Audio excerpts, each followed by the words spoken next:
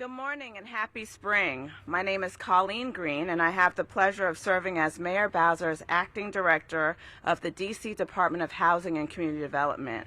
Welcome to our open house for this beautiful home at 850 19th Street Northeast in the Carver-Langston neighborhood of Ward 5. We're here to showcase this amazing home ownership opportunity and discuss the investment and programs Mayor Bowser is supporting that make this all possible, like Career Map, HPAP, Single-Family Residential Rehabilitation, and the new Heirs Property Legal Services Program. Before we do all that, let me tell you a little about the house, how we got here, and how you might be able to own it. The house is 2 bedrooms, 1.5 bathrooms, 1,150 square feet. The home has an assessed value of exactly $600,000, and we're putting it on the market today for just $400,000. But that's not all. We expect the first-time home buyer that buys this home will use the district's Home Purchase Assistance Program. Mayor Bowser increased the maximum down payment assistance available from the program last year to $202,000. I'll let her speak to the record investments she's making in the program again next year here in a minute, but wanted to pause to do the math with you. If the home is for sale for $400,000 and you get $202,000 from HPAP, you can have a mortgage for under $200,000 and potentially pay less than you do now in rent to own this beautiful home. In order to purchase the home, you'll need to be a first-time home buyer, have a minimum household size of 2 people, and make less than 50% of median family income, or $71,150 for a family of 4. If this sounds like you, please visit dhcd.dc.gov//myfairshot to express interest in purchasing the home. We'll host another open house for prospective buyers on Saturday, April 29th, and we'll post more information on our website and contact everyone who signed up online. Don't get lost in the details. If you're interested, just visit dhcd.dc.gov/myfairshot or come out again on April 29th and we'll break down all of the details. So how did we get here? The home was formerly vacant and blighted and eventually became owned by DHCD. Through our Property Acquisition Division, Disposition Division, PAD, and the Vacant to Vibrant program, we put the contract to renovate this home out to bid to small business enterprises in the district. We selected the Ward 8-based Small Business and Certified Business Enterprise of HEP contractors who completely renovated the home. Can we get a round of applause for HEP and their beautiful work? And now that the house is finished, we're making it for sale. I know this is just one house on one street in one neighborhood, but seeing is believing, and I hope seeing this house today spurs your interest in home ownership because it is possible. And with the help of HPAP, you can buy almost any home in the district. It doesn't have to be this one. And hopefully we'll have more formerly vacant and blighted houses to sell in the future. Before I turn the program over to our beautiful resident speaker, I want to thank the DHCD team. The PAD team, or Property Acquisition Disposition Division team, including Shantice Rogers, Robin Henderson, Michael Woodson, Stan Fields, and Danera Owens, Gentry Alexander, and the HPAP team, if you could all raise your hands, Jeffrey Weiss and the Single Family team, whose program Mayor Bowser will discuss further, and members of my senior team, including Sega Bekele, Richard Livingston, and Danilo Palatere for their leadership of these programs and helping put today's event together.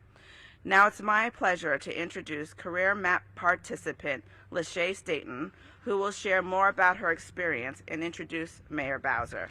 Welcome, Lachey.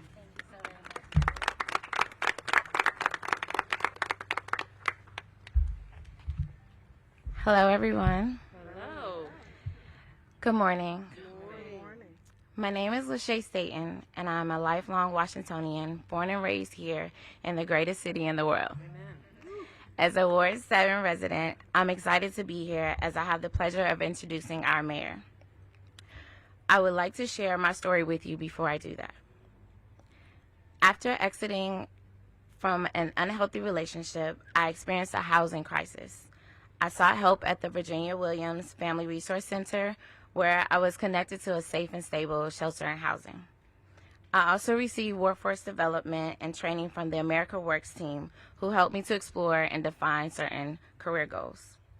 After enrolling in the LEAP program and completing several college-level courses towards earning my undergrad degree, I applied and was accepted into Career Map in September of last year. Career Map has helped me to develop a roadmap to achieve. Through this program, I'm not just preparing myself for a job, but to establish a career. Being in Career Map is giving me a fair shot to middle class and reaching my goal of owning my own home. Since being afforded these opportunities to succeed in Washington, D.C., I'm excited to be on the path of home ownership. It is my ultimate goal, for I want to provide a safe space for my children. As a result of my hard work and perseverance and support from the district-based programs, I'm happy to tell you that I was recently hired as a staff assistant in the Office of Customer Experience of the D.C. Department of Employment Services. Woo-hoo. What I have learned from these different programs, especially Career Map, is to put in the work. Work on your dreams. You deserve to fulfill them. Work on your mindset by believing you are capable of creating more.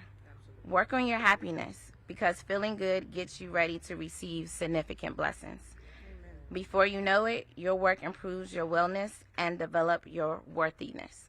Now, without further ado, please help me welcome our amazing mayor, Muriel Bowser. Thank you. Thank you. Thank you. Congratulations. Thank you so very much. All right. Well, thank you, Lachey, and congratulations, and welcome to the D.C. government team. Give Lachey a big round of applause. I'm really happy to be here with our DHCD team and Director Colleen Green and all of our team who are making sure that residents are signed up for all the programs and services that they apply for, that they know about the great opportunities that we have been working on, and that they're taking advantage of them. Lachey talked to you about Career Map, which is a program to make sure that DC residents, just as she said, can focus on their training and careers while not worrying about falling off their benefits cliff, and really having incentives working against their progress. So this program sends a clear message through all the tough times that any person can experience. And we're all DC residents here, and any of us can have an emergency or an unfortunate situation that puts us in crises. I'm proud that we have a safety net here that protects our residents in emergency situations, but also helps them get on the path to what's next in their lives. So we're here in beautiful Ward 5, right off of the H Street corridor. And as Colleen just explained, we're going to see this beautiful house shortly. One of the many programs that DHCD is responsible for is PAD, where it sometimes comes in possession of blighted properties, can transform those properties and put them back into productive use. We know that turning blight into vibrancy is part of the work of DHCD. Another part of their work is HPAP, and we just talked a little bit about that. And in this budget, we continue to focus on HPAP with a proposal to increase its funding by $8 million next year, which we're very happy about. We also know that home ownership comes with many expenses, And many of our neighbors all around the city are taking advantage of a program that I've long focused on, and that's the single family rehab program. And in that program, this budget also includes an additional infusion of $2 million. This program helps residents, senior residents, residents with disabilities, make sure that they can make necessary safety modifications to their homes. We have spent a couple of years really focused on making sure that the program can deliver more quickly so that people can see the benefits of those programs. In our Black home ownership process and in the report that the committee delivered to me, there was also a big focus on making sure that people can keep their families in their homes and plan. And we don't do a good job oftentimes of planning for when we're not here, but we should. So that our homes can stay in our families and we can plan for their transfer and upkeep. So last year we created a new program called the Heirs Property Legal Fund. We funded it at $1 million last year, and with this budget we funded again at $1.5 million. So by the end of the year, residents will be able to access the fund to get the legal help that they need to plan for the future. So those are a few very critical investments that we know go along with the recommendations of our Black Home Ownership Task Force. More HPAP, more single family rehab, more turning properties that are blighted into our neighborhoods into home ownership opportunities for our residents, and more focus on the help that residents need when they, or often, what is often the case is a group of siblings comes in possession of a DC home and it needs to get into productive use. So before I hand it over to Director Zeilinger, I hope the message is clear that we are very focused on more pathways to home ownership in DC. And we have opportunities for people on the very lowest end of the income spectrum. We have pathways for people who have middle incomes, and pathways for people who have never thought about owning their own home before. And you can find out about all of those programs in one location, and that's frontdoor.dc.gov. So we want residents to go to that website, frontdoor.dc.gov, to learn more. And I also want Director Laura Zeilinger, who leads our Department of Health and Human Services, who's been responsible for the Career Map program and other ways to get people from an emergency housing situation into more permanent housing. Director Zeilinger. Good morning and thank you. I want to thank our mayor for all of the really crucial and really meaningful and changing, bold investments in our community. And I would like you to please join me again in thanking Ms. Lachey for sharing and for her inspirational story. I just want to express just sincere gratitude, because it is people who are born into situations of privilege and means very rarely get up and have to speak about some of their worst challenges and how they overcame them. But people who accept help from the government, we ask them to do that. And it's a gift when they do, and it is a gift that you gave us because it gives hope to others who are similarly struggling and don't know what their future is going to be, and it helps them accept help and move forward to do the things they want. And it also helps people in positions like mine to remember why we're here and why we do that work. It is why we are in public service, because we believe in the inherent capacity and that it is our job to provide those types of supports. So I really want to sincerely, from the bottom of my heart, thank you and acknowledge your courage and the gifts that you keep giving, and also let you know how I know you know that because you are a public servant as well, ma'am. So there are we know that housing is a crucial issue that everyone faces in our community, housing affordability. And there are ways to make housing more affordable. Some of them are rent subsidies, and our mayor has been at the forefront of funding rent subsidies to make rentership more affordable for people who are very, very low income. And there's also homeownership, as we've talked about today, absolutely crucial, allowing people to own homes, build wealth, and pass that wealth to their heirs. That is so important in changing the inequities that we face in our community. And also important is supporting people out of poverty to be able to earn and grow their incomes, pursue careers without facing financial penalties that say, I can either take a promotion or lose my housing because my subsidy will go away if I earn more. That is not an actual choice. It is not just about incentives and people aren't incentivized to work. It is the structures and systems that actually keep people from being able to accumulate wealth in order to be able to grow their careers, which is why our mayor has invested and doubled down on her investment in Career Map. Career Map offers something different. It says, despite all of the rules of all of the federal programs that make eligibility such a way that people face financial penalties to earning, we're going to remove that. We're going to start with 600 families, and we are going to let them show you what is possible when we remove the systemic barriers to economic mobility. And that is what Lachey is doing in Career Map. That is what 599 other families with histories of homelessness are doing in the Career Map program. So I want to thank the mayor for those investments. I want to acknowledge the people who are doing exactly what we all want to do and what they want to do. It's not different. Provide for their children, live a good life in Washington, D.C., and have a career that provides them a sense of meaning, that they are giving and providing and setting an example for their children.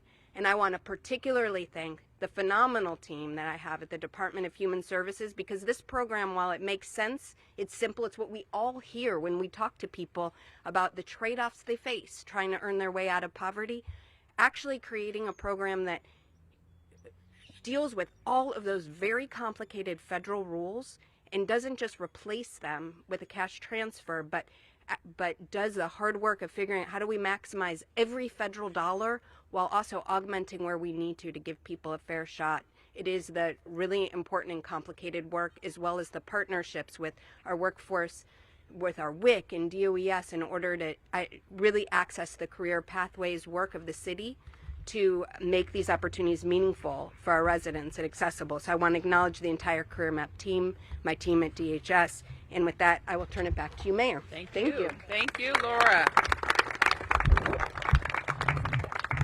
All right, so that was a lot of good news. More investment in Career Map and more investment in our housing programs. So we'll take a few questions, and then we're going to go inside and take a look. Any questions? Press questions first, and then I'll have some community questions. Yes, Sam. I have a off-topic and on-topic. I'll go with the on-topic first. I think housing group said there were like 3,000 vacant homes in D.C. And I understand this one was one of them. To what degree is your focus going to be to kind of fix up vacant properties as a way to house people, as opposed to building, large facilities? Well, we always have a focus on making productive use of the property in the district. Not all of those properties will be the district fixing them up, but the private owners fixing them up. And we very much have a system that discourages vacancy. So we want people to be transferring their properties, fixing them up, and getting people living in those properties. Off topic? Yep. So off topic, the question is the homicide rate. I understand it's like basically a third higher than it was at this point last year. We've heard about the woman who came to the city to go to a concert and ended up dying from some deranged person. Is there any thought to change of focus strategy at this point, Mayor, when you've got things going, let's say particularly the homicide rate getting so much higher than before? Well, as you know, Sam, our police department and detectives are working extremely hard to get guns off of the street and get the people off of the street who are using guns. And that is going to continue to be our focus. It is not always helpful to compare like the beginning of the year to the the end of the year, just as it would have been last year. So the strategies that we're working on, we'll continue to focus on guns and getting people who are using them off the street. Nothing else that you're thinking about or There are a lot of discussing? things that we're thinking about. We have to have a policy environment in the city that is not working against law enforcement efforts. And unfortunately, I think that's where we are now. We will offer to the council some policy changes probably at the end of May that we think will improve that policy environment.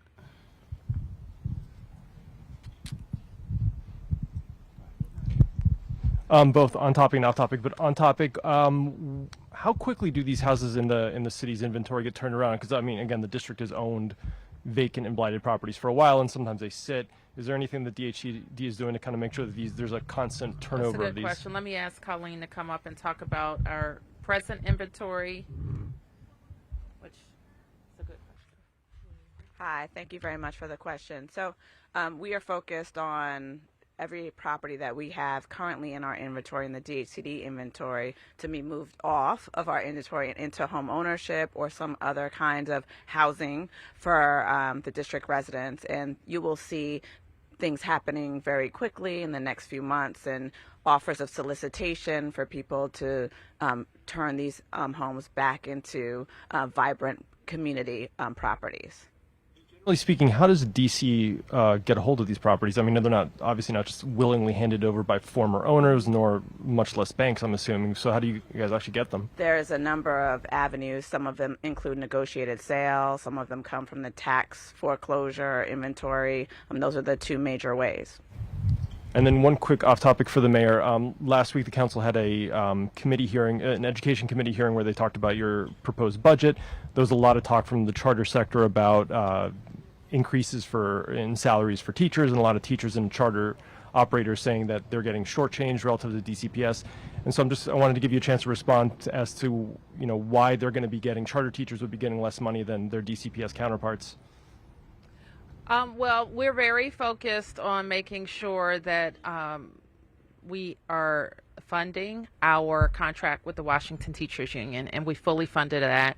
Now you're going to make me remember off the top of my head all of the provisions. And I may not remember all of the provisions, but there's several years of back pay, a 12% raise, and a retention bonus. And quite a bit of that is also included in our workforce development for the charter sector, along with some requirements that we know that the increased funds that we put for the charter schools are actually going to teachers, and there's been a lot of question about that. It shouldn't be a windfall to those individual LEAs, but actually devoted to teacher pay. And we don't have as much visibility over that, of course, as we do with DC Public Schools. So we have a process for them. I think we put those dollars through OSSI. They will apply for those dollars for teacher pay. Just staying on topic for this issue, this is one of how many different properties that you're hoping to eventually sell to low and middle income families around the city right now? I'm going to ask, do we have a number for what's in the inventory? About 100. About 100. Scattered throughout the city. Yes, but that number goes up and down, as you might know. So there will be some that sell, and that some come into the inventory. Okay.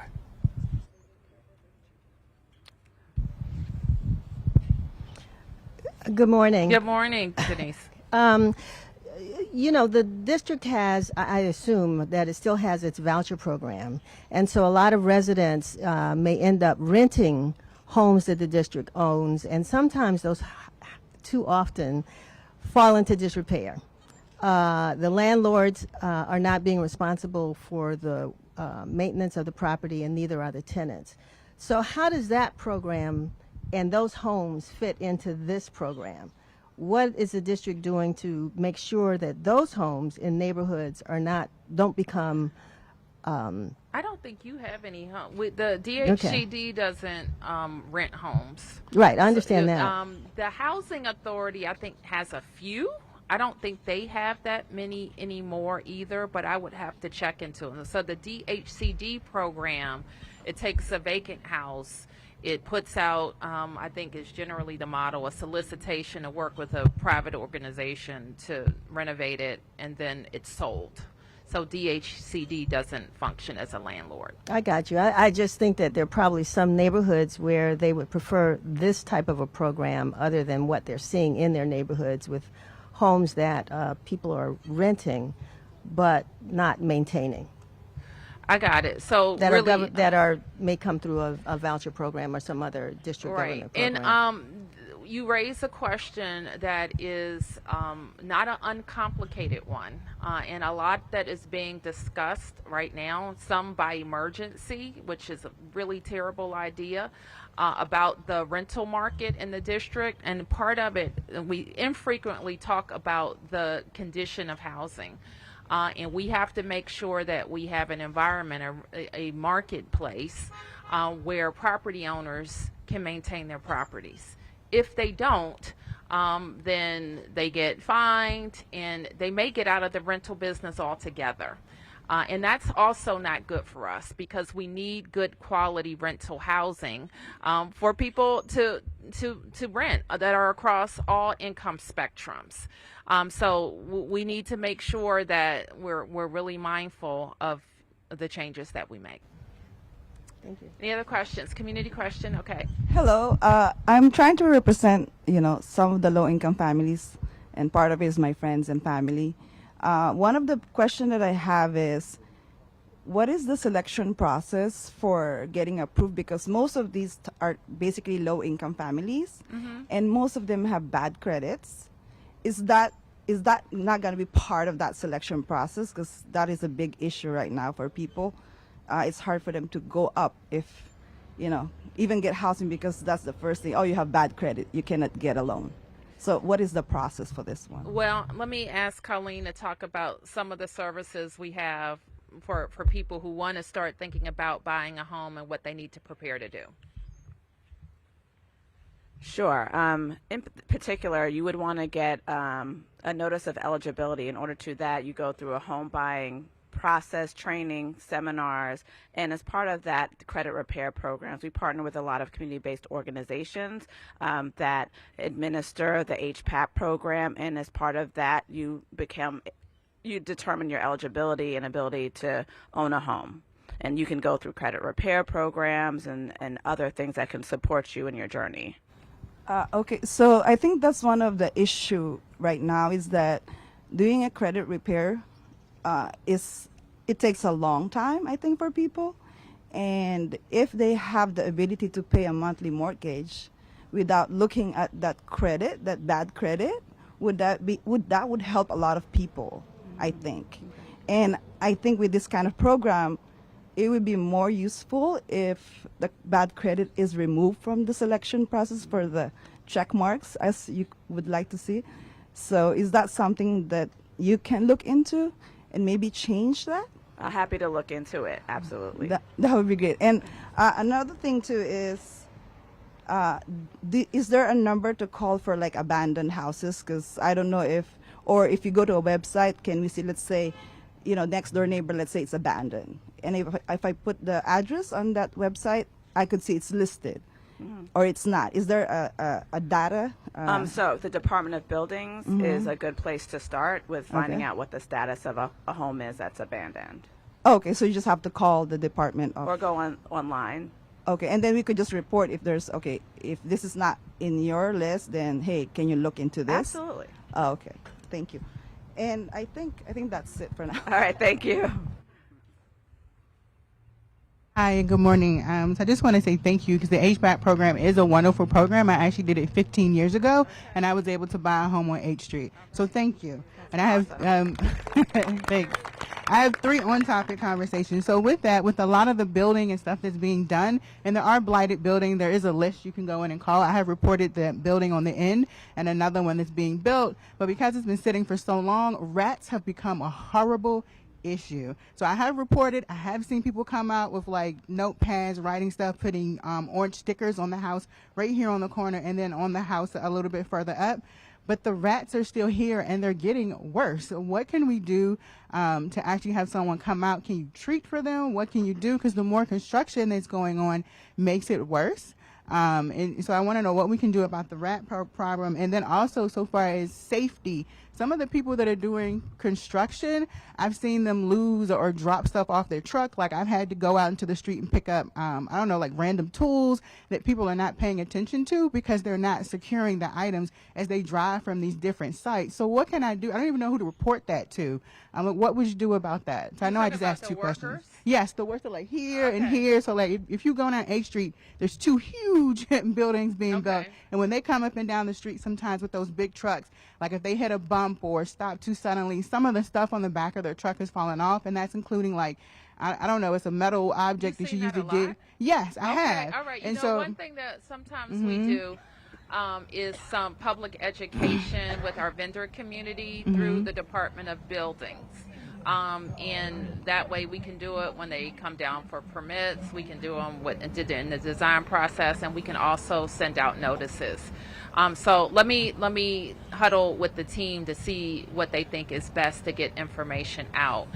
We also periodically remind people just of their personal safety, locking their vehicles, and the like. And so we will continue to do that.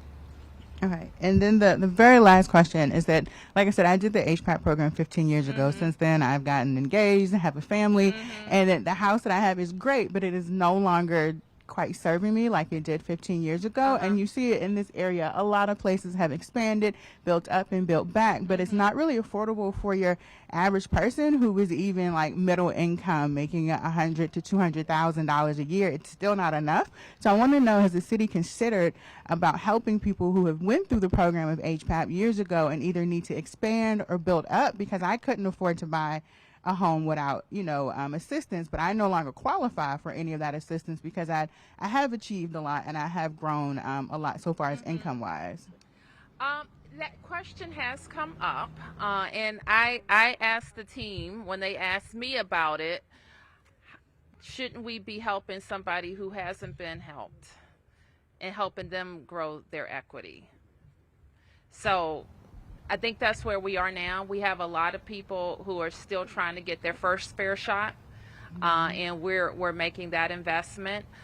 In the investment, I'm not even going to ask you how well you've done in the last 15 years, right? I'm not going to ask you, but I have an idea that it was pretty darn good.